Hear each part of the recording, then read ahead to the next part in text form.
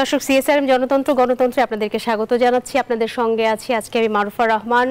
দর্শক, আমরা জানি যে সালমান এফ রহমান এবং আনিসুল হক 10 দিনের রিমান্ডে। প্রশাসন এবং সরকারের শীর্ষ পদগুলোতে রদবদল নিয়ে কি হচ্ছে, সেনা হেফাজতে কারা আছেন এবং তাদের ভবিষ্যৎ কি, দিনভর নানা ঘটনা প্রবাহ নিয়ে বিস্তারিত আলাপ করতে আজকে আপনাদের সঙ্গে আরও যুক্ত হয়েছেন আমাদের সঙ্গে স্টুডিওতে সাবেক সংসদ সদস্য এবং বিএনপি নেতা গোলাম মাওলা রনি, এবং আমাদের সঙ্গে আরও যুক্ত হয়েছেন বাংলাদেশের কমিউনিস্ট পার্টি সিপিবির সাধারণ সম্পাদক রুহিন হোসেন প্রিন্স। আপনাদের দুজনকে স্বাগত জানাচ্ছি আমাদের সঙ্গে যুক্ত হওয়ার জন্য।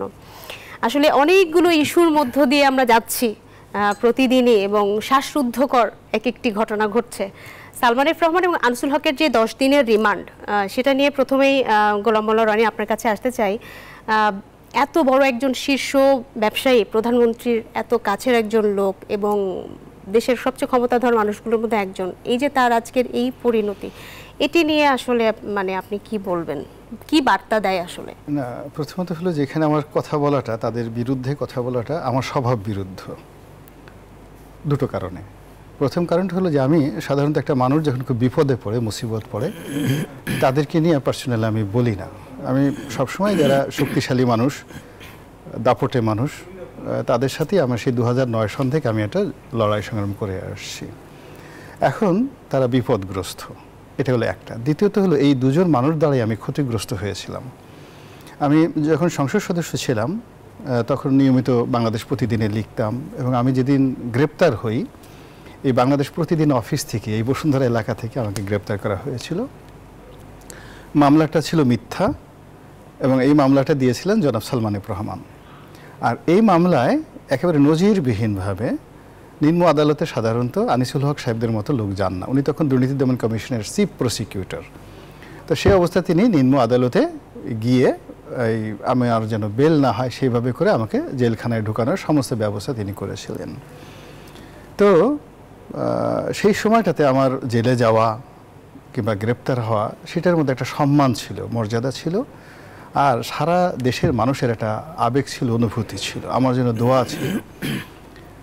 আর এখন তারা যে পরিণতির মধ্যে পড়েছেন, এই পরিণতিটা আমি বলবো যে, আপনি কি কখনো চিন্তা করেছিলেন যে না, আমি আসলে তাদেরকে ক্ষমতাধর মানুষের কখনো এরকম হতে পারে? না, চিন্তার জন্য না, আমি এটা জানি আমার ইতিহাস থেকে, তাদের যে এই পরিণতিটা একেবারে নির্ধারিত ছিল। এবং প্রধানমন্ত্রী শেখ হাসিনাকে যে পালাতে হবে, এটা আমি 2012-13 সনেই এরকম অনেক টকশোতে বলেছি, লেখালেখিতে লিখেছি, আকার ইঙ্গিতে। রেজা শাহ পাহলভী কীভাবে পালিয়েছে, আপনি 2012-13 সনে 14 সনে মানে আমার যে লেখাগুলো আছে, টকশোগুলো আছে, সেখানে দেখবেন যে ডাইরেক্টলি আমি এই কথাগুলো বলেছি যে তাকে এভাবেই পালাতে হবে। এই কারণ হলো এটা একটা পলিটিক্যাল অঙ্কের মতো, আপনি যে কাজগুলো করবেন সেই কাজের পরিণাম আপনাকে ভোগ করতেই হবে, এটার জন্য খুব বেশি পাণ্ডিত্য দরকার হয় না। তো এখন মাননীয় প্রধানমন্ত্রী, সাবেক প্রধানমন্ত্রী, তিনি যে কর্মকাণ্ডগুলো করছিলেন, সেই কর্মকাণ্ড বিশাল 18 কোটি জনগোষ্ঠীর জন্য তার যে মেধা দরকার ছিল, মানে তার সহযোগী হিসেবে যে জুয়েলসগুলো দরকার ছিল, তো সেই জায়গাগুলোতে তিনি তাদেরকে না নিয়ে, তিনি যখন সালমান এফ রহমান সাহেবদের মতো বা আনিসুল হক সাহেবদের মতো তিনি এই লোকদেরকে নিলেন, এবং এরা এতটা শক্তিশালী এবং ক্ষমতাধর হয়ে গেল যে তাদের কাছে এই সমাজের মেধা, যোগ্যতা, সততা, এর সবগুলো আরবি থেকে যেটাকে বলা হয় মাহরুম, মানে অসহায় হয়ে যাওয়া। এবং মাহরুম আর বাংলা অসহায়ের মধ্যে পার্থক্য হলো, আপনি যখন অসহায় হয়ে যান, আমাকে হেল্প করুন, হেল্প মি, আমাকে সাহায্য করুন, অনেক মানুষ এমনকি পশু পাখিও আপনাকে সাহায্য করার পর্যায়ে থাকে, বাংলাতে যদি আপনি অসহায় বলেন। আর আরবিতে যদি আপনি মাহরুম বলেন, তো ওই অসহায়তাটা এমন যে এই পৃথিবীর কেউ আপনাকে সহযোগিতা করতে পারবে না, একমাত্র আল্লাহ রব্বুল আলামিন ছাড়া। এখন আওয়ামী লীগ রেজিমে এমন কতগুলো দানবের তৈরি হয়েছিল, অর্থ দানব, সন্ত্রাসের দানব, সব জায়গাতে এই দানবদের যে তাণ্ডব, সেই তাণ্ডবের কারণে সমাজের অনেক মানুষ মাহরুম হয়ে পড়েছিল। তারা কোথাও সাহায্য পাচ্ছিল না, কোর্ট কাছারি, অফিস আদালত থেকে শুরু করে রাজনৈতিক যে ইনস্টিটিউশনগুলো রয়েছে, রাষ্ট্রীয় যে ইনস্টিটিউশনগুলো রয়েছে, পাচ্ছিল না। তখন তারা গভীর রাতে, দিনে, দুপুরে সবসময় সপরিবারে কান্নাকাটি করে মহান আল্লাহ রব্বুল আলমিনের কাছে প্রার্থনা করেছিল। ফলে এদের এই জমানাতে যাদের যে পরিণতিটা হচ্ছে, এটা একেবারে আসমান থেকে এসেছে, এটা আমরা কেউ কল্পনা করিনি। এবং এইভাবে আসমানি ফয়সালা হয়, মানে আল্লাহর বিচার যখন হয়, এটা খুব যাকে বলে নিষ্ঠুর হয়, নির্মম হয়, এবং অনেক দিন পর্যন্ত সেই, এখন আপনি দেখুন এখনও ঢাকা শহরের অনেক এলাকাতে ঘুরলে আপনি রক্তের গন্ধ পাবেন, লাশের গন্ধ পাবেন। তো এই যে তাণ্ডবের কারণে, এই লাশের গন্ধের কারণে এই যে কিছু মানুষের সুখ স্বপ্ন, স্বপ্নের বিলাস, স্বপ্নের বাসর, স্বপ্নের প্রাসাদ সব কিছু এইভাবে যে ধূলিসাৎ হয়ে যায়, এটা পৃথিবীর সকল ধর্মগ্রন্থ, কোরআন বলেন, আপনি হাদিস বলেন, ত্রিপিটক বলেন, বাইবেল বলেন, ওল্ড টেস্টামেন্ট বলেন, যা কিছু বলেন সব জায়গাতে কিন্তু বলা আছে, কিন্তু আফসোস আমরা সেই জিনিসগুলো জানি না। ফলে এই যে সালমান এফ রহমান সাহেব, আনিসুল হক বলেন, এটা এরকম হবে, এটা এরকম যে হবে না এটা আমার কখনো মনে হয়নি। এরকম হবে, আই ওয়াজ ওয়েটিং যে কবে সেটা হবে, এবং সময় মতো সেটা হয়ে গিয়েছে। এই হলো আমার তাদের ব্যাপারে বক্তব্য। জি, একই প্রসঙ্গে রুহিন হোসেন প্রিন্স আপনার কাছে আসতে চাই যে গতকাল রাতে ডিবিতে সাবেক আইনমন্ত্রী আনিসুল হক এবং সালমান এফ রহমান তাদেরকে নেওয়ার পরে তারা মাটির বিছানায় ঘুমিয়েছে এবং সাধারণ কয়েদিদের খাবার খেয়েছে। আগে যেরকম একটা বিশেষ ব্যবস্থাপনা থাকতো বাড়ির খাবার, মানে সেই ট্রিটমেন্টটা তাদেরকে দেওয়া হচ্ছে না। এবং স্পষ্ট করেই বলা হচ্ছে এখন যারা দায়িত্ব নিয়েছেন অন্তর্বর্তীকালীন সরকারে যারা আছেন তারা বলছেন যে সঠিক বিচার করা হবে এবং বেশ কঠোর বিচারই করা হবে, আমরা যেটি বুঝতে পারছি। তো সেক্ষেত্রে এই যে 10 দিনের রিমান্ড, এই রিমান্ড থেকে কি কি তথ্য বেরিয়ে আসতে পারে বলে আপনি মনে করছেন, বা এই রিমান্ড আসলে কি কি আমাদেরকে আরো সারপ্রাইজ দিবে? না, ধন্যবাদ আপনাকে। আমার মনে হয় খুব জিনিসটাকে সহজভাবে বিবেচনা করলে হয়, কারণ গোলাম মোল্লা রনি আমি বলবো যে একটু বিস্তারিতই ব্যাখ্যা করেছেন এবং কতকগুলো জায়গায় যথার্থই বলেছেন। কারণ এটা রাজনীতির অঙ্ক, আমরাও যেটা বুঝি যে আপনি তো কি বলবে যে একটা দেশ, মানুষ, তার উপরে তো নির্ভর করতে হবে আপনি শেষমেশ। তারপর আপনি যদি এমন কাজ করেন, সেই কাজের অনিবার্য পরিণতি কি হবে ওটা কিন্তু কম বেশি সবাই কিন্তু জানে। তারপরে অন্ধ হয়ে যায় কেউ কেউ কেউ মনে করে যে তারপরে 41 সাল পর্যন্ত কোনো অসুবিধা হবে না। ওনারা তো সেই অঙ্কের মধ্যে ছিল যে 41 সাল পর্যন্ত আমাদের কোনো অসুবিধা নাই, অন্তত পকেটে থাকবো, আর 41-এ আরও এমন কিছু করব যাতে করে আরও সময় থাকবে। ডেল্টা প্ল্যানে তারা 2100 সাল পর্যন্ত তারা প্ল্যানের মধ্যে গেল। কিন্তু ওই যে একটা বড় কথা আছে, ইতিহাসের সবচেয়ে বড় শিক্ষা হচ্ছে ইতিহাস থেকে কেউ শিক্ষা নেয় না। সুতরাং এই যে আমি এখানে ব্যক্তি না বলেই বলছি কথাটা, যে হয়তো এই দুইজন হচ্ছে প্রতীকী, সামনে প্রথমে আসছে, কিন্তু এই ধরনের আরও অজস্র ব্যক্তি আছে যাদের এই পরিণতিটাই খুবই স্বাভাবিক। এই কারণে যদি রাজনীতির কথা দিয়ে বলি, আপনি যারা শাসক গোষ্ঠী যারা ক্ষমতায় থাকলো এবং তারা যখন একটা স্বৈরাচারী শাসকের ভূমিকা অবতীর্ণ হলো, ফ্যাসিস্টিক ভূমিকাতে অবতীর্ণ হলো, এবং শুধুমাত্র ধরেন রনির ভাষায় উনি এইমাত্র যে কথাটুকু বললেন, কেউ একটা অর্থদানব বা ধরেন বিচারিক দানব, অমুক দামুক, ওইটা হয়ে শেষ করলো না। তাদের যিনি প্রতীক, তিনি একেবারে কি বলে যে হত্যাযজ্ঞ করতো, হাতটা কাঁপলো না, বুকটাও কাঁপলো না, যতই আপনি বলেন না কেন। এবং সর্বশেষ আমরা দেখলাম যে একজন পুলিশ অফিসার, ওনার নেম প্লেটটা দেখা গেল ইকবাল নাম, তিনি মোবাইলে এই যে ওই সময়ের স্বরাষ্ট্রমন্ত্রী তাকে দেখাচ্ছে যে স্যার এরকম গুলি করলে যাকে সে পড়ে যায় আহত, এই ছাড়া আর কেউ সরে না। এইটাই হচ্ছে এখনকার কি যেন একটা ইংরেজি শব্দ বললো আর কি, সবচেয়ে ভয়াবহ অবস্থা। এইটা হচ্ছে ভয়াবহ অবস্থা। কল্পনা করতে পারেন অন্ততপক্ষে এইটা দেখার পরেও যারা, আমি অন্য কথা বাদ দিলাম, ওটা তো ধরুন আমরা তখন দেখিনি, আমরা দূর থেকে দেখছি যে মানুষ ভয়কে জয় করছে নিজের জীবন দিয়ে। সে যখন বেরিয়ে আসছে তখন তো আর কোনো সুযোগ নাই। এবং মনে আছে আপনার এখানে এই কথাগুলো আমরা কিন্তু লাস্টও বলে গেছিলাম যে হত্যাযজ্ঞ করছে, এর কোনো মানে এর একটা খারাপ পরিণতি হবে, অথবা এখনই এই করো, এইখানে বসে আমরা বলে গেছি এক্ষুনি পদত্যাগ করে অন্য কাজ করো, নাহলে খারাপ পরিণতি হবে। এই কথা কিন্তু বলতে আমরাও রাজনীতির অঙ্কে সিম্পল বলেছি। তাহলে এইটার পরেও আমি ওই ভিডিওটাকে একটু জাস্ট বোঝার জন্য বললাম যে দেখার পরেও যাদের বুক কাঁপলো না এবং আরও খারাপ প্ল্যানের দিকে গেল, তা তাদের তো এই পরিণতি হওয়াটাই স্বাভাবিক ছিল। এই একটা গেল। এবার আমি আপনার পরের প্রশ্নে দুইটা কথা বলি।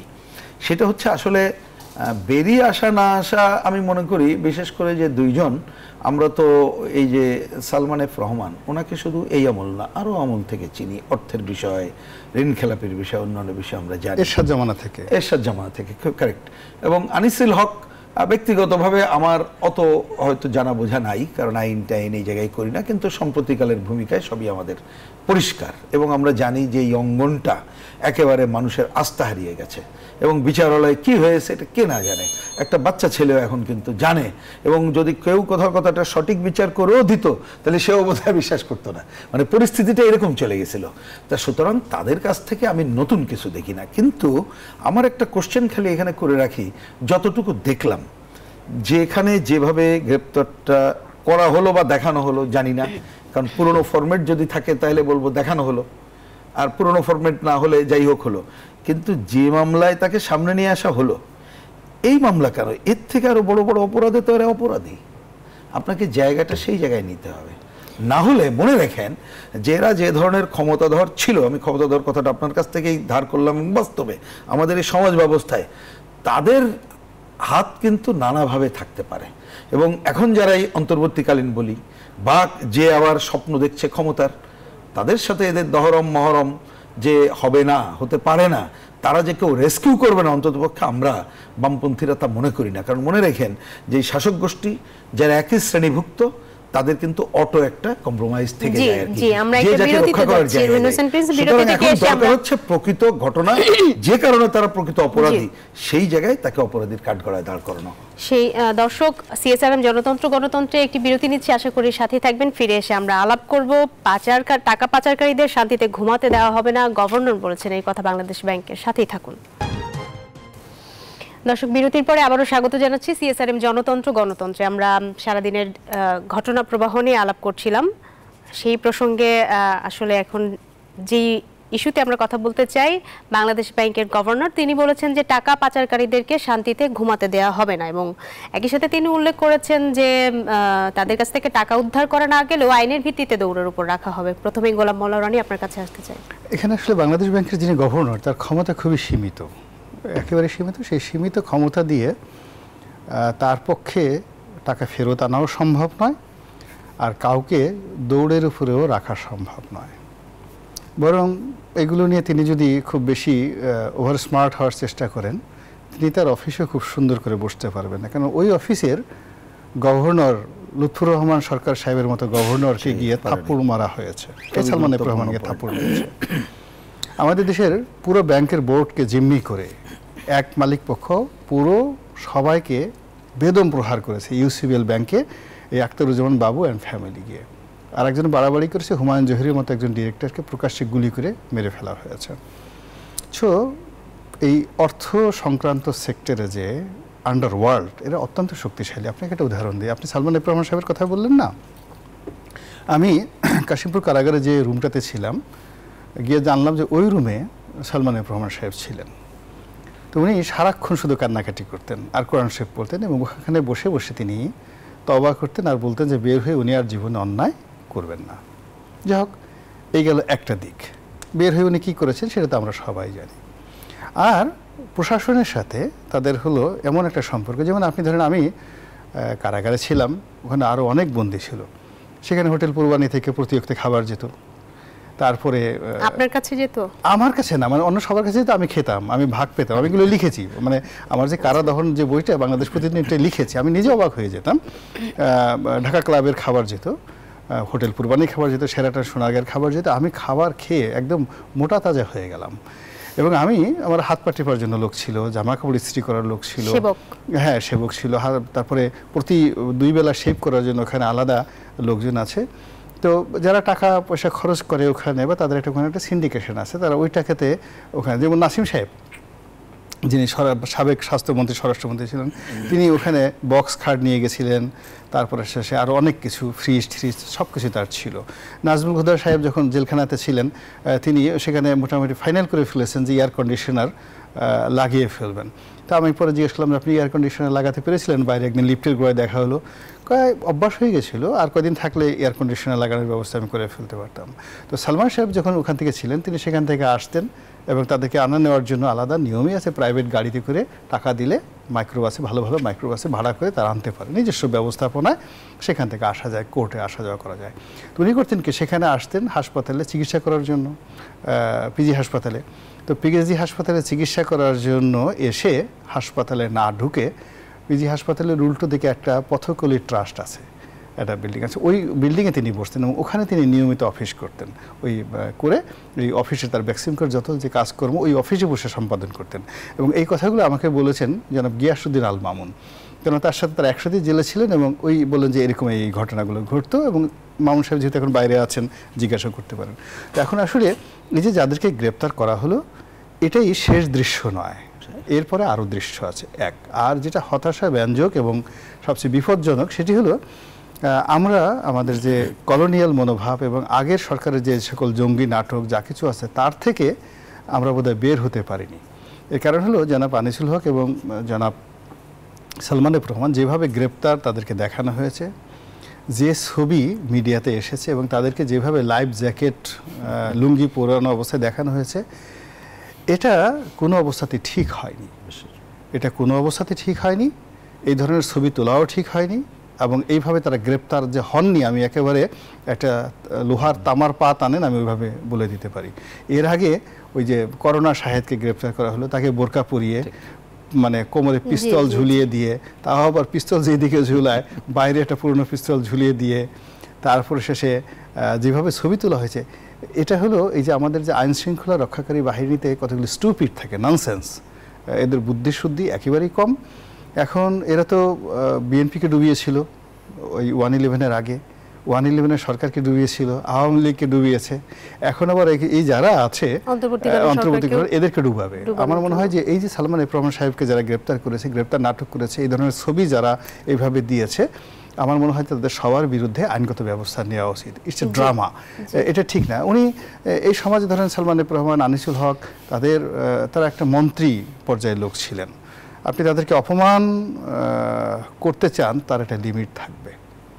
অপমান করতে চান, আপনি লাঞ্ছিত করতে চান, একটা লিমিট থাকবে। আপনি এই দৃশ্যের মাধ্যমে কি মেসেজ দিতে চাচ্ছেন?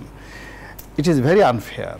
মূলত হলো সেই দিন তাদের বিচার হবে, শাস্তি হবে, সাজা হবে এবং লোকজন বিশ্বাস করবে যে না, তারা অন্যায় যেটা করেছে অন্যায়ের প্রতিবিধান হয়েছে। তার আগ পর্যন্ত এই ধরনের নাটক এটা বলা যায় না। দুদিন পরে এই লোকগুলো আমরা একটু রহিন হোসেন প্রিন্সের কাছে আসতে চাই এই সেগমেন্টে।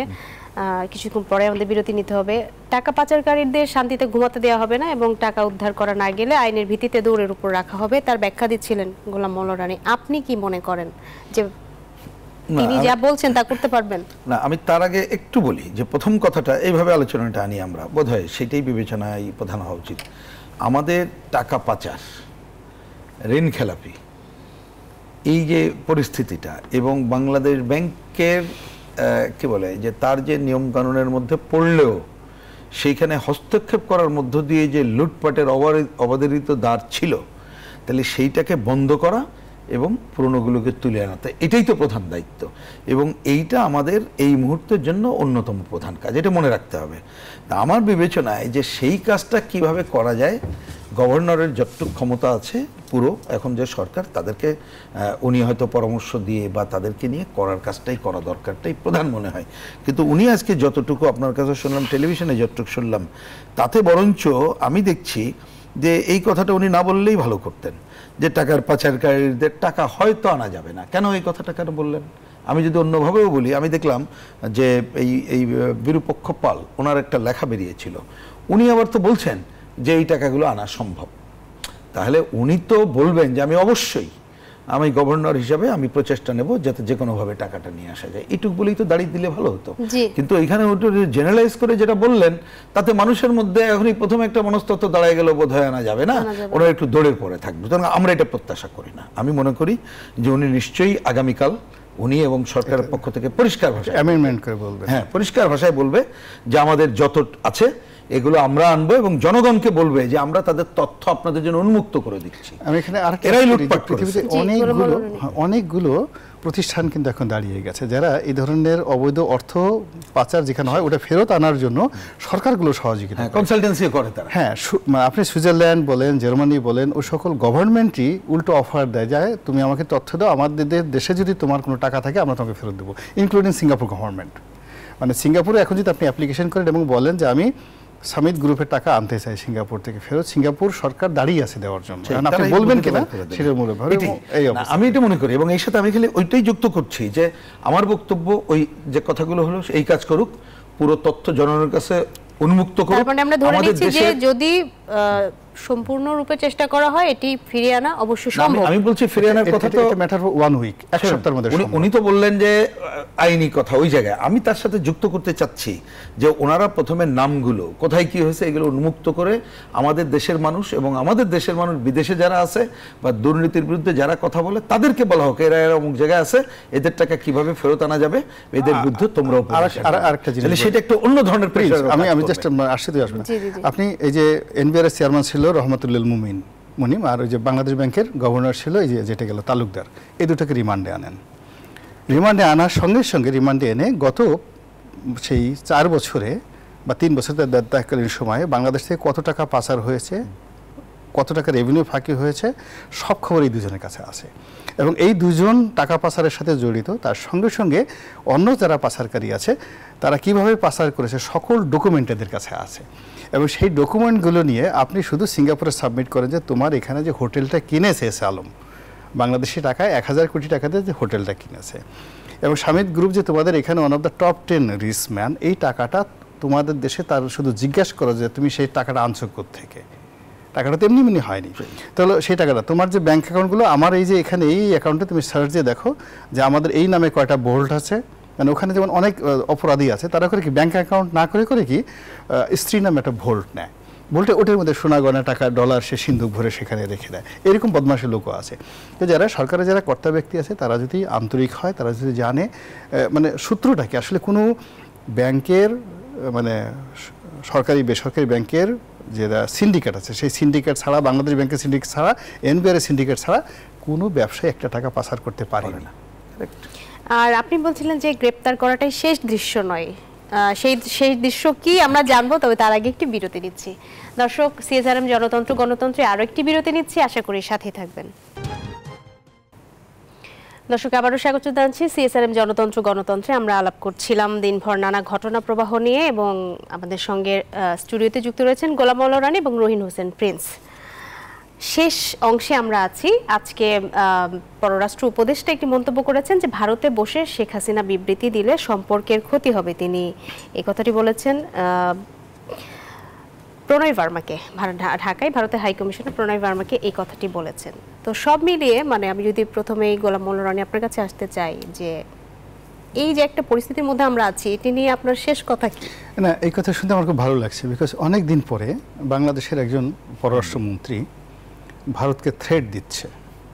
এটা একটা থ্রেট যে তুমি বা তোমরা এমন একজন মানুষকে আশ্রয় দিয়েছো যিনি কিনা বাংলাদেশ থেকে উৎখাত হয়েছে, নিন্দিত, এবং এই মুহূর্তে ওখানে বসে তিনি যে কর্মকাণ্ডগুলো করেছেন আমাদের দেশের রাজনীতি, অর্থনীতি, সমাজ ব্যবস্থা পুরো জিনিসটাকে তোলপাড় করতে পারে। এবং তোমরা যদি এই কাজগুলো করো আমরা তো বসে থাকবো না।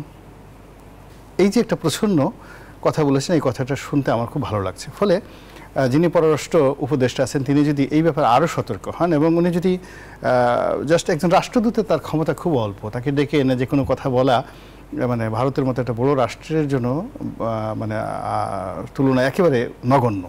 তো এটাকে আরও বোল্ডলি, আরও সুন্দরভাবে সরাসরি ঠিক ডক্টর ইউনূস যদি এইভাবে একেবারে নরেন্দ্র মোদীকে উদ্দেশ্য করে বলেন, তাহলে এটা নিউ ইয়র্ক পোস্টে ছাপা হবে, ওয়াশিংটন পোস্টে ছাপা হবে, নিউ ইয়র্ক টাইমসে ছাপা হবে। আমার মনে হয় যে ভারতের সাথে আমাদের যে সম্পর্কটি, সেই সম্পর্কটি করার ক্ষেত্রে চোখে চোখ রেখে কথা বলতে হবে, চোখে চোখ রেখে কথা বলতে হবে, সমতার ভিত্তিতে হবে। এবং যেখানে মালদ্বীপের মতো একটা ছোট রাষ্ট্রের প্রেসিডেন্ট মিস্টার মুইজ্জো ঠিক একেবারে ইনস্ট্যান্টলি ভারতীয় সৈন্য সেখান থেকে তাড়িয়ে দিতে পারে, তো সেখানে ডক্টর ইউনূস যার পিছনে পুরো আমেরিকা রয়েছে, যার পিছনে পুরো ইউরোপ রয়েছে, আমরা তাকে যাকে বলা হয় royal Bengal tiger of the time, এই সময় আমরা তো তাকে নিয়ে একটা বিরাট আবেগপ্রবণ, যে তার সঙ্গে হিলারি ক্লিন্টন ছবি তুলে কৃতজ্ঞ হয়, বারাক ওবামা তার গলায় মালা পরিয়ে দিয়ে নিজেকে ধন্য মনে করে। তো এই যদি তার পিছনে আমেরিকার ক্ষমতা থাকে সুপার পাওয়ার, তা সেক্ষেত্রে নরেন্দ্র মোদীকে তিনি যদি একটা হুমকি দেন, কি হবে না না হবে সেটা পরের ব্যাপার, যে আপনি ইমিডিয়েটলি শেখ হাসিনাকে আপনার দেশ থেকে বের করে আমাদের হাতে সমর্পণ করেন, অথবা তাকে সেই দেশ থেকে বের করে তৃতীয় ক্রুদেশে দেন। আমাদের সাথে যদি সুসম্পর্ক আপনার রাখতে হয় তাহলে তাকে সেখানে রেখে গুটি চালতে দিবেন আর আমাদের সঙ্গে খাতির হবে।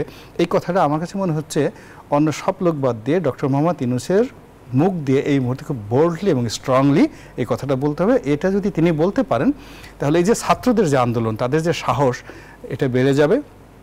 এবং আমাদের ব্রিগেডিয়ার সাখাওয়াত যে কথাটি বলেছেন বিজিবিকে উদ্দেশ্য করে, যে এখন সীমান্তে কোনো রকম ছাড় নয়, সীমান্তে কোনো রকম ছাড় নয়, এবং ওরা যদি ন্যূনতম মানে বিএসএফ একটা গুলি চালায় বা স্মার্টনেস দেখায়, যা কিছু দেখায়, এটা পাল্টা কাউন্টার জবাব দেওয়া হবে। এবং এই কাজটি একটা সময় যখন উনি চট্টগ্রাম অঞ্চলের কমান্ডার ছিলেন, উনি কিন্তু অনেকগুলো কাজ করেছেন সাহসী। তো ওনার যে এই হাতটি সত্যিকার অর্থে সীমান্তে, আমাদের সীমান্তে বিএসএফের যে মনোবল, এটা বৃদ্ধি পেয়ে যাবে যদি আমাদের ডক্টর মোহাম্মদ ইউনূস তার কণ্ঠে ভারতকে উদ্দেশ্য করে এই কথা বলে। এর কারণ হলো আমাদের দেশে যে কোনো কারণেই হোক ভারত বিরোধী একটা প্রচণ্ড সেন্টিমেন্ট রয়েছে, এবং এই সেন্টিমেন্টটা এত স্ট্রং, এখানে সমস্ত ইসলামপন্থী দলগুলো রয়েছে, সাধারণ মানুষ রয়েছে, এমনকি আওয়ামী লীগের অনেক লোকও কিন্তু তাদের দিল্লি বিরোধী একটা সেন্টিমেন্ট কাজ করছে। ফলে সরকারের অনেকগুলো হাইডেন প্রবলেম আছে, প্রশাসনের মধ্যে অনেক দিল্লির এজেন্ট আছে, আমাদের সমাজে অনেক ভারতীয় রয়ের এজেন্ট আছে যারা দিল্লিপন্থী, এবং আওয়ামী লীগের বেশিরভাগ লোক এখনও মনে করে দিল্লি সৈন্য পাঠিয়ে শেখ হাসিনাকে বাংলাদেশে এনে দুটো কাজ করবেন, আবার ক্ষমতায় বসাবেন, অথবা এটাকে ভারতের একটা অঙ্গ রাজ্য করে দিবেন। এই কথাগুলো কিন্তু খোলামেলাই আলোচনা করে আওয়ামী লীগের লোকজন যারা গুহায় এই মুহূর্তে লুকিয়ে আছেন।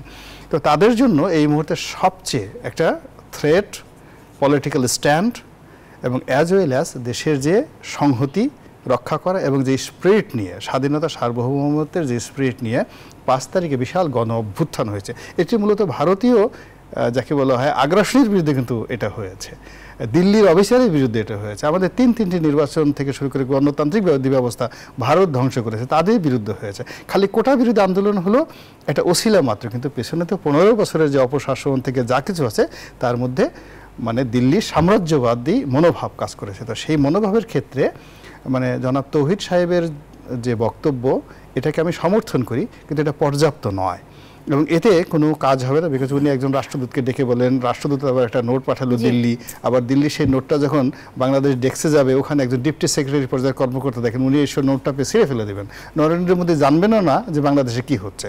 কিন্তু ডক্টর মোহাম্মদ ইউনূস যখন এই কথাটা বলবেন, দেখবেন যে হিন্দুস্তান টাইমসে এটা লিড নিউজ হয়েছে, আনন্দবাজারে লিড নিউজ হয়েছে, হিন্দু পত্রিকায় লিড নিউজ হয়েছে, ভারতীয় মিডিয়াতে হইচই পড়ে গেছে।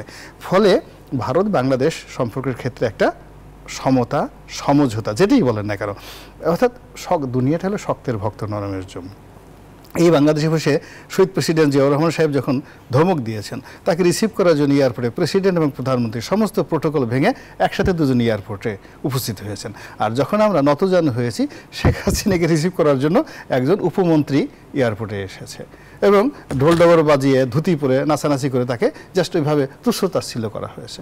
কিন্তু আপনি যখন থ্রেট দিবেন, আবার যখন বেগম খালেদা জিয়া তার সময় আমাদের যে বিজিবি এখন যে শেষ করে দিতেছে, আর আসবো না, একটু শেষ করে দিতেছে, যখন বেগম জিয়া সময়টাতে এই বিজিবি গুলি করে একদম বিএসএফ 200-250 বিএসএফকে শোয়াই ফেলছে, তখন বিডিআরের নাম শুনলে ওপারে, সীমান্তের ওপারে সবগুলো মূর্ছা খেত।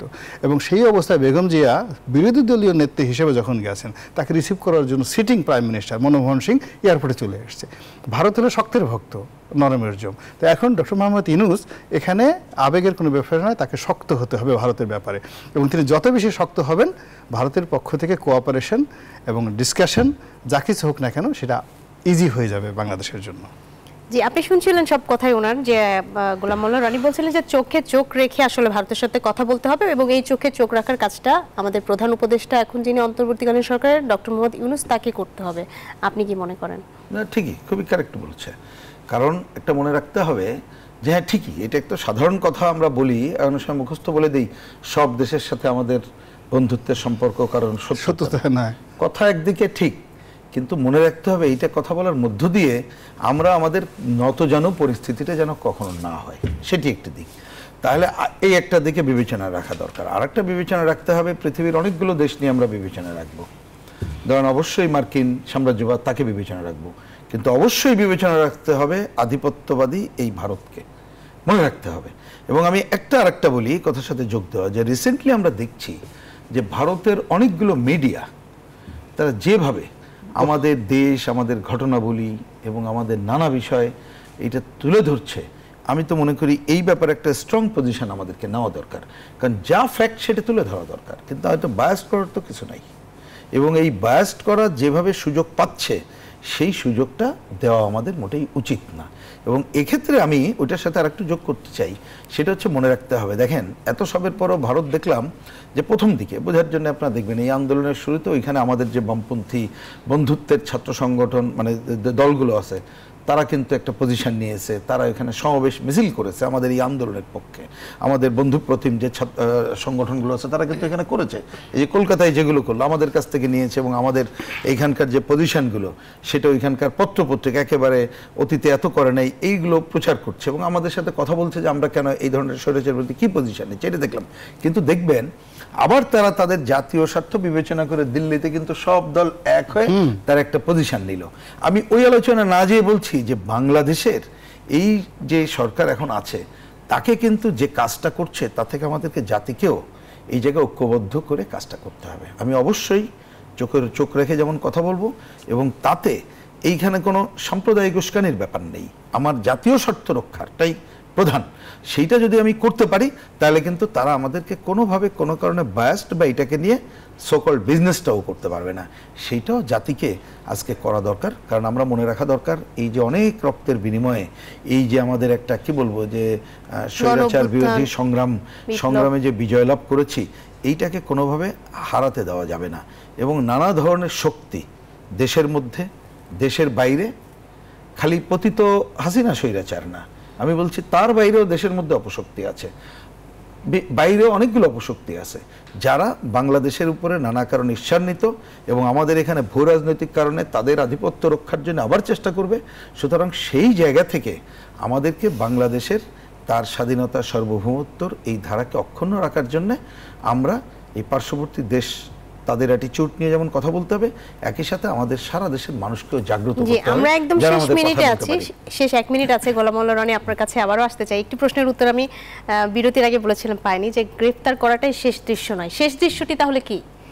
না, শেষ দৃশ্যটি হলো এদের সুন্দরভাবে বিচার করা এবং এগুলো একটা ধারাবাহিকতা বজায় রাখা। কেননা সালমান এফ রহমান সাহেব থেকে শুরু করে অন্যান্য যারা আছেন যাদের বিরুদ্ধে যে অভিযোগগুলো আছে তারা একটা সিন্ডিকেশনের মাধ্যমে অনেকে এই কাজগুলো করেছেন। তো কাজেই এখানে তাকে রিমান্ডে নেওয়া হয়েছে। তো সেখানে রিমান্ডে সত্যিকার অর্থে অনেস্টলি তার সঙ্গে কারা কারা জড়িত, কত টাকা নিয়েছেন, কাকে কত টাকা দিয়েছেন, যে গুজবগুলো সমাজে ছিল সেই গুজবগুলোর তথ্য এবং উপাত্ত তার কাছ থেকে পেতে হবে। কিন্তু তা না করে যে নাটকগুলো যদি করা হয়, যে নাটকগুলো করা হয় এবং দুজনের লুঙ্গি, একজনের লুঙ্গি একরকম মনে হয় যেন কালকে লুঙ্গি নতুন কিনে, সবকিছু একেবারে নিয়মতান্ত্রিক ভাবে কোনো নাটক বিবর্জিত জিনিসপত্রই আমরা চাই। আপনাদের দুজনকে অসংখ্য ধন্যবাদ আমাদের সঙ্গে যুক্ত হওয়ার জন্য। দর্শক, CSRM জনতন্ত্র গণতন্ত্রে এই ছিল আজকের মতো। এতক্ষণ সাথে থাকার জন্য আপনাদেরকে অশেষ ধন্যবাদ।